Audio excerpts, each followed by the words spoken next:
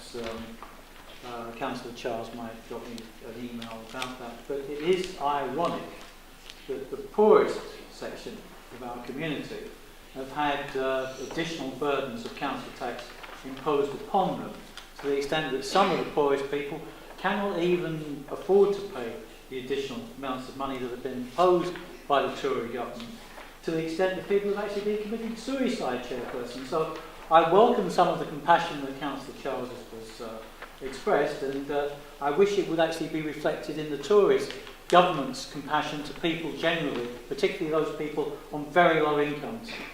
I totally agree. It's disgusting that the lowest earners in our town have now got to pay another 1.99% council tax this year, and the Labour administration is the one that increased it. Just by clarification, it's 1.49%. It wasn't me, John, to be fair. Which is an average of 7 pence per week for the average.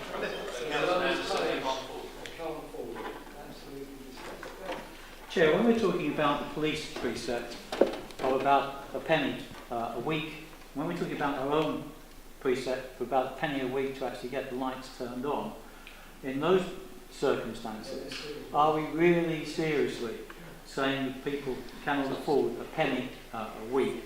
And it's interesting that now Councillor Johnson's actually involved in the debate when he wasn't actually at the council meeting. It would have actually been very useful to hear his comments about turning the street lights back on. But unfortunately, he was actually absent from that meeting.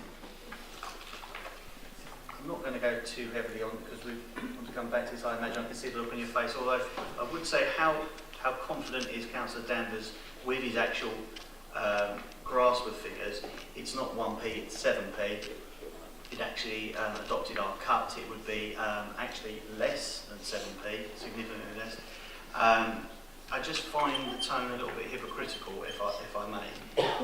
And I wonder, given his earlier comments tonight about the lights only costing an extra £4,000 when it actually costs an extra £21,000, whether in fact he's very well suited to the role of portfolio holder for resources, seeing as he always seems to be missing the point with the figures.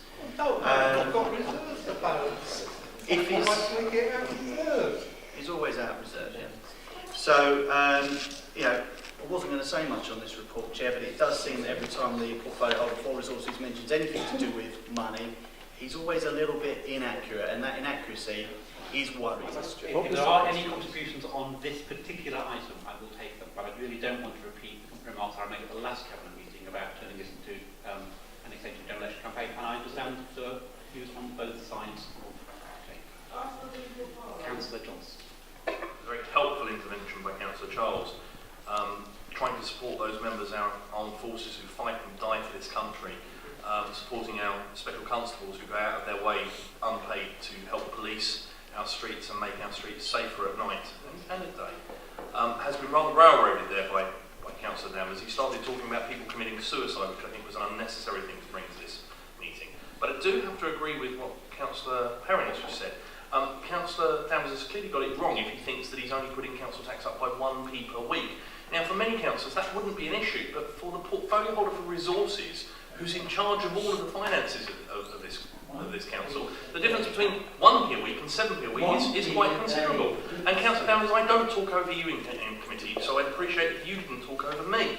You showed complete, and you're still doing it. You show complete disgust to members of the opposition, Councillor Danvers. You show complete disgust to members of my group. You do not listen when we're talking in chamber. You talk over us constantly, and I find that frankly disgusting. I find it disgusting behaviour by a member of the administration, and I find the fact that the council leader lets you get away with it, cabinet after cabinet, disgusting leadership on his part. Are there any other comments? And I'm going to get a little bit more firm on the nature of those comments on this particular item. No. So I didn't say I was seconding this report, which I am. So we vote on the recommendations on page 24, A and B. Are we agreed? Agreed. With the amendment, Chair. Yeah. The missing